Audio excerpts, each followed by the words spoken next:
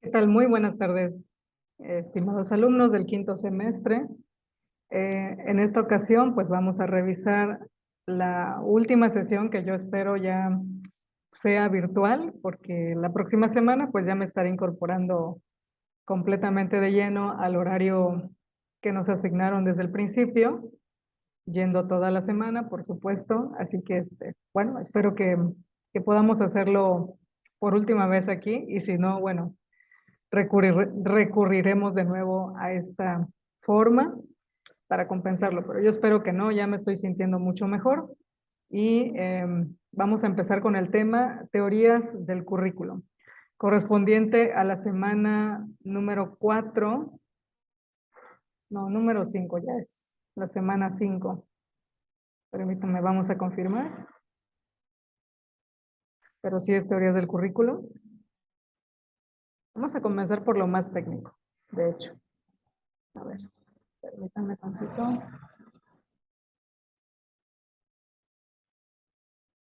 Sí, semana 5 del 27 al 30 de septiembre y en efecto el tema de esta semana corresponde a teorías del currículo. Por un lado, currículo como suma de exigencias académicas o estructura organizada de conocimientos, que es algo que hemos ido repitiendo muchas veces y hasta el cansancio lo vamos a hacer hasta que quede claro que la estructura formal no es negociable. O sea, la estructura formal está hecha y pensada con mucha anticipación para que llegue a todas y cada una de las escuelas. Me refiero al nivel básico, un currículum formal. Y en la otra parte, en la parte que sería el diseño de planes de estudio de nivel superior, pues bueno, hecho por los mismos expertos en el currículum, ¿no? En el área, bueno, sigue siendo lo mismo, ¿no? Tanto el currículum de nivel básico como el currículum de nivel superior sigue siendo lo mismo, ¿no? O sea, tiene el mismo origen esta palabra. Por un lado es la estructura organizada de conocimientos y contenidos y pues todo lo que tiene que ver con los elementos que ya sabemos, ¿no? Los objetivos, los contenidos, los aprendizajes, las metodologías y estrategias que tendrán que ponerse en marcha más adelante en la parte operativa, ¿no? Entonces, eso es el primer subtema que vamos a ver, el currículum como estructura organizada de conocimientos y, por el otro lado, el enfoque que también tiene la teoría curricular es que el currículum sea la base de las experiencias de aprendizaje. El currículum no deja de ser un documento, ¿no?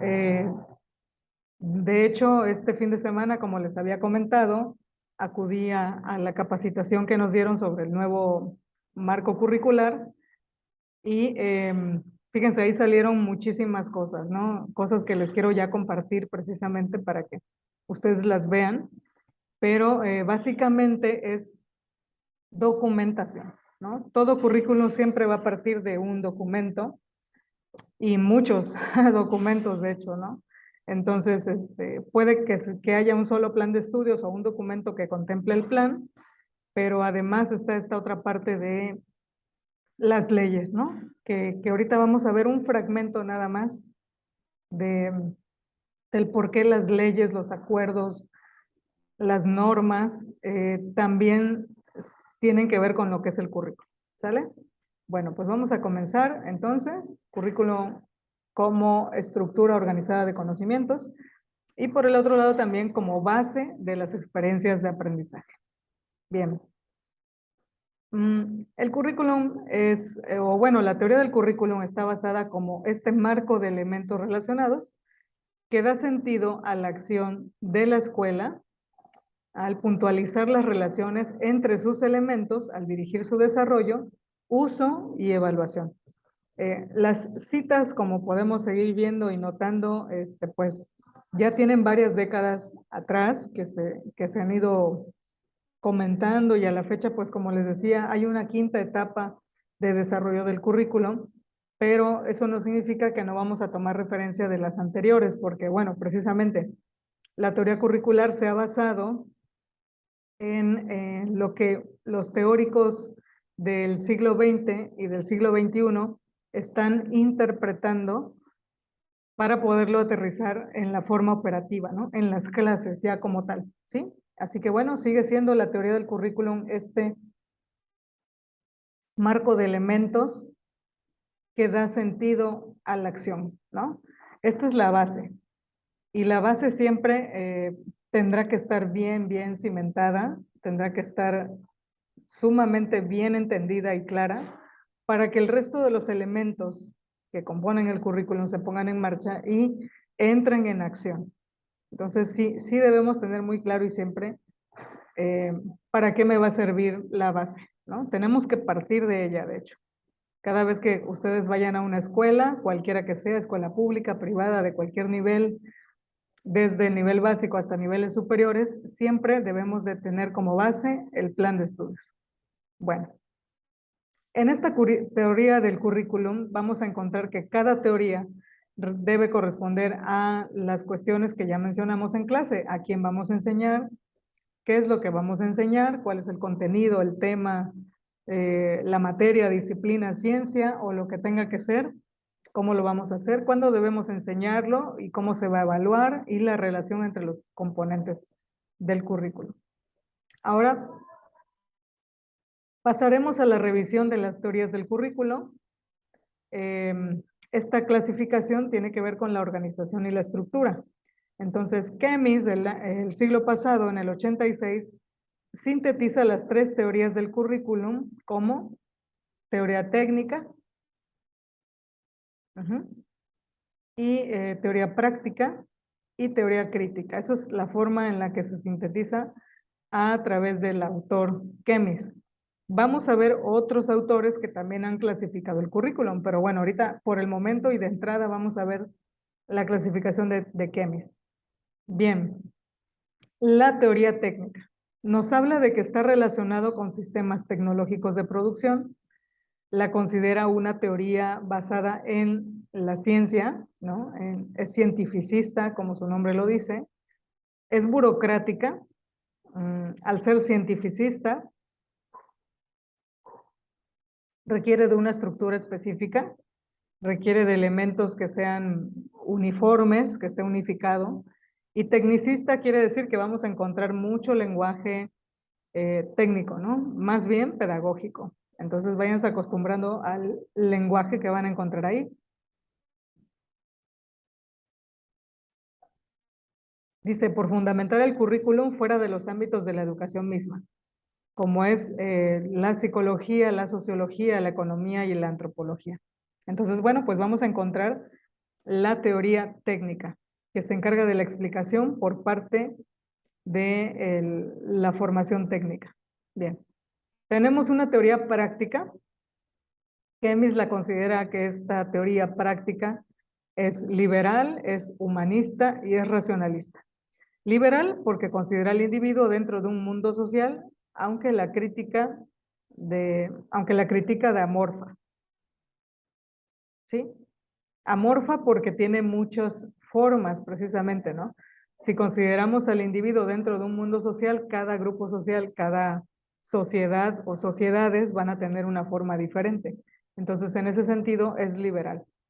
Se puede adaptar incluso a los tiempos, se puede adaptar a las circunstancias y sobre todo al contexto. Bien, en el ámbito humanista, dice que en el sentido de que busca la ilustración de los individuos mediante la educación y la cultura. Todo currículo va a partir de, por supuesto, de que aterrice a una mejor educación. Esa es la aspiración que tienen todos los currículums en el mundo. La aspiración a tener una mejor educación y a que haya más cobertura educativa, que el currículo llegue a todos los niños, que todos pasen por una formación escolar, formal, que se atiendan esos rezagos educativos que todavía hoy día vemos. Y precisamente aquí haciendo un paréntesis, el día de hoy fui a un examen profesional, disertaron una tesis, la chica que estaba disertando viene o trabaja, mejor dicho, en una escuela primaria, no recuerdo ahorita el nombre del lugar porque es un nombre de indígena, ¿no? Es un nombre sí, difícil de pronunciar, pero está en Morelos. Y bueno, al presentar su trabajo de investigación, lo que ella nos decía era precisamente que utiliza, bueno, de lo que trataba la tesis era acerca de la dificultad de la enseñanza de la lectoescritura en niños de educación básica. Dice que esta escuela donde ellos están tiene aproximadamente 760 alumnos, perdón, lo cual quiere decir que es una escuela muy grande, ¿no? Eh, Tiene 21 profesores, cosa que es muy raro encontrarse en las escuelas primarias de comunidades, ¿no? Entonces dice que esta es la escuela primaria más grande. Y bueno, viven en un contexto social en el que los hombres emigran a los Estados Unidos, dejan a sus familias a cargo de la mamá o a cargo de los abuelos y pues ellos se van, pero tienen otra problemática añadida, la problemática eh, de que, bueno, en Estados Unidos pues ya forman otra familia, entonces se desentienden de la familia que tienen aquí en México. Otro factor importante para las dificultades o para entender las dificultades de los niños es que precisamente, ¿no? Los padres no llegan a un nivel más alto de secundaria. Esta comunidad está un poco aislada, está cerca de un lago, hay mucha actividad comercial ahí, de producto de lo que ellos, pues siembran, ¿no? O sea, que están en un campo y, bueno, siembran, los niños dicen que no tienen dificultades para aprender matemáticas, porque precisamente ese es su día a día, ¿no? Ellos venden lo que los padres producen en el campo. Pero hay una dificultad muy grande en el lenguaje, ¿no? Y no solo en el lenguaje, también en la producción de la lectoescritura. Y ahorita me vino a colación con el comentario de la búsqueda de la mejora de la sociedad a través de la educación, porque el ejemplo que nos puso el día de hoy la chica que presentaba este examen profesional era justamente que el rezago viene de los padres, que los padres no llegan a tener más allá de la primaria. Entonces, si a duras penas ellos saben leer, pues tampoco comprenden las tareas que se les encarga a los niños y por lo tanto no pueden ayudarlos, no pueden apoyarlos en sus tareas escolares. Otra condición es que hay muchos padres que tienen síndrome de alcoholismo, incluyendo a las mamás, ¿no? Esto porque las mamás también trabajan en ciudad, ¿no? Pues al verse abandonadas por el hombre que se fue, pues se ven en la necesidad de trabajar y van a la ciudad, están todo el día allá trabajando y luego llegan tarde a casa. Entonces, eso sumado a la circunstancia de que la escuela atiende a un gran número de niños y los maestros no se ven interesados en hacer una producción de materiales que les sirvan a los niños para, para la lectoescritura, para reforzarla, pues los tiene en este círculo vicioso de arrastrar el rezago de la habilidad que acabo de mencionar.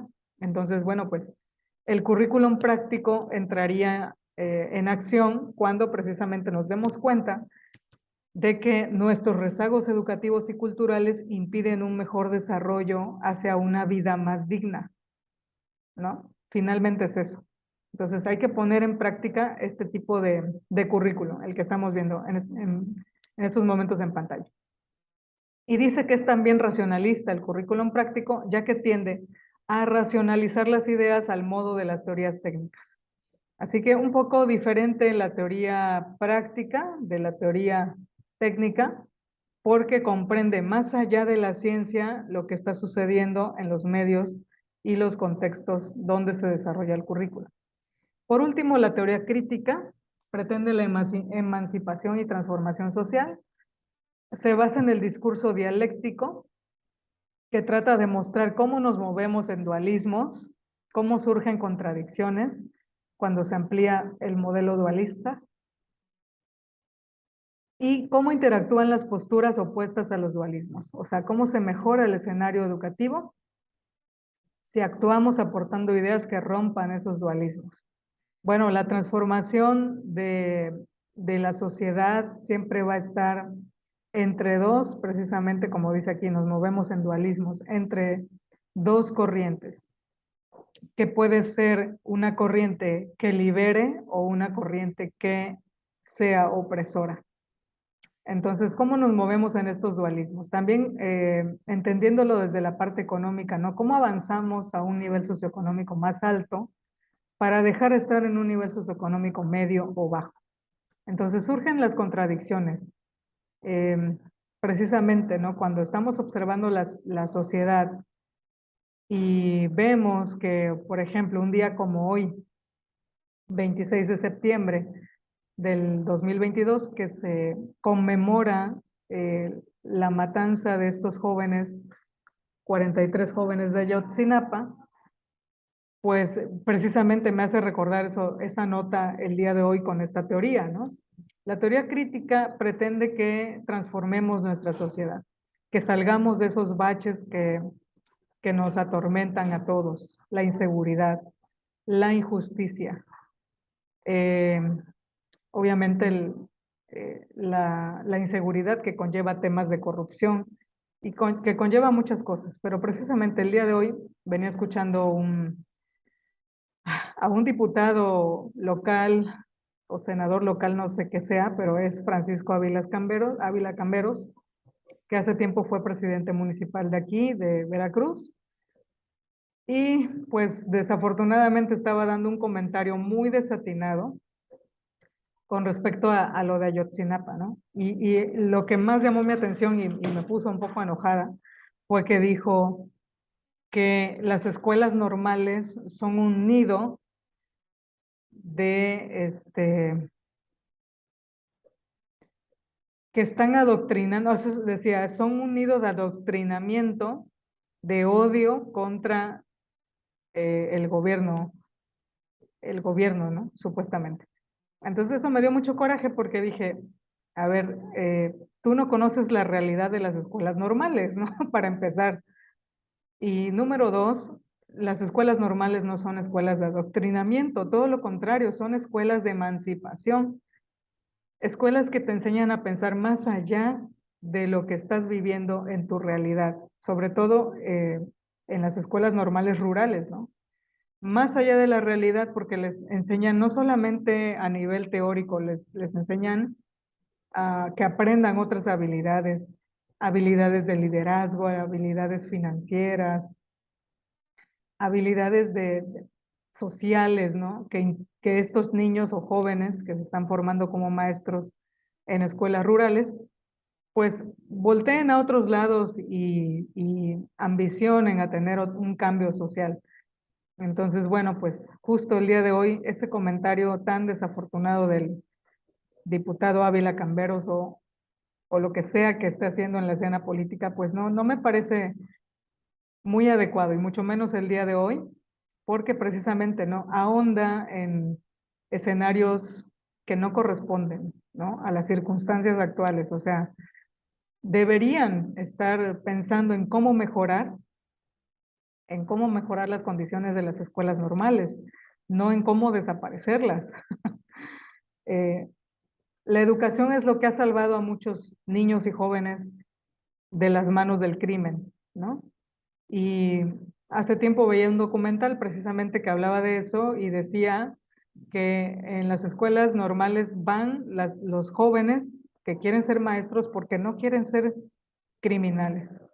Entonces, criminalizar al maestro se me hace de muy, pues, de muy baja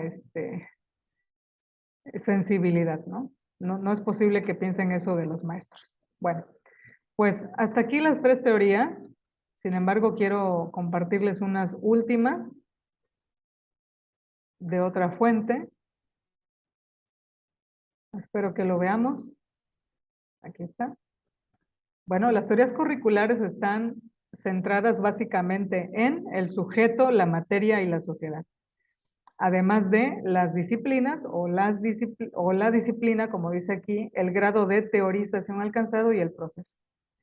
McNeil, diferente a las teorías que acabamos de escuchar de Kemis, McNeil del 81 agrupa las teorías desde los siguientes enfoques. Uno de ellos ya se citó, el humanístico, y el técnico tecnológico, y otros,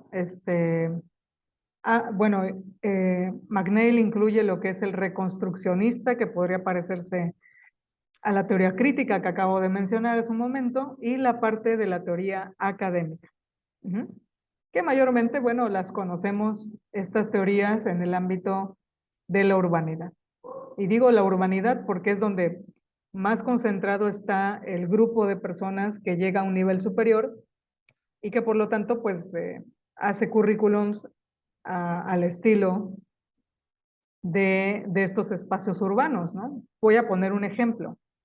El diseñador que hace un currículum para una ciudad, pues va a pensar en temas de la ciudad, ¿no? Por ejemplo, una ingeniería en mecatrónica, una ingeniería en sistemas computacionales, una ingeniería industrial, porque está en un lugar industrializado, en una urbe, donde se ocupan muchas máquinas, ¿no? Y hay muchos procesos industrializados. Va a pensar en una escuela de mercadotecnia y publicidad, porque eso es lo que se necesita en una ciudad.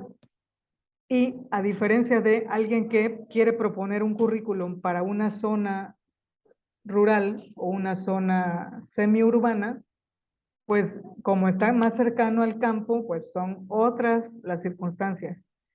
Entonces ahí va a promover, por ejemplo, ingeniería en agronomía, ¿no? O ingeniería de las ciencias del campo, precisamente, ¿no? La agricultura, ¿no? La veterinaria, por ejemplo. Entonces, debe adecuarse la teoría curricular a las circunstancias del contexto. Y bueno, Hammeyer, de 1985, tiene 5 grupos que constituyen el análisis de las teorías curriculares. Uno son modelos conceptuales del currículum, teorías de legitimación, o lo que ya decía hace rato, a través de las leyes, teorías estructurales del currículum, teorías del currículum como proceso y teorías de aplicación del currículum. Hammeyer, a diferencia de McNeil y Kemis, está proponiendo un grupo de teorías del currículum que se concentren en buscar la forma de interpretar estos elementos curriculares, cómo se van a ir aplicando al campo adecuado. Bueno, aquí están los de Kemis, que ya habíamos comentado. Sí, de hecho son los mismos. Bueno, iba a ir hacia atrás para que viéramos la parte legal. Aquí está. La parte legal, bueno, se refiere al espíritu de las principales normas que sustentan al diseño curricular. Y decía, la base siempre va a ser este documento, el plan de estudios, que pronto les voy a mostrar. Y ustedes van a poder ver en vivo. Y bueno, de otros documentos como son las leyes educativas, los reglamentos, la propia Constitución de México. ¿Va?